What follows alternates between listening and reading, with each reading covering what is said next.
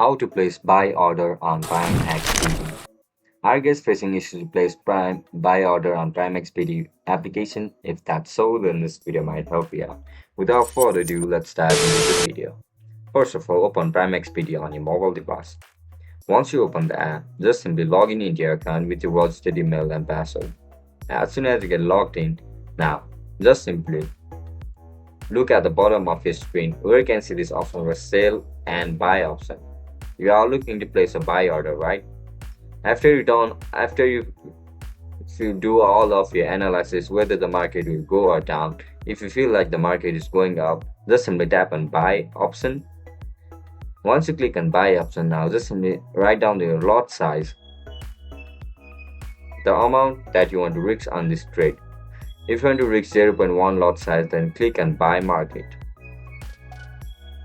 and your trade will be instantly placed. So as you guys can see, our trade has been placed.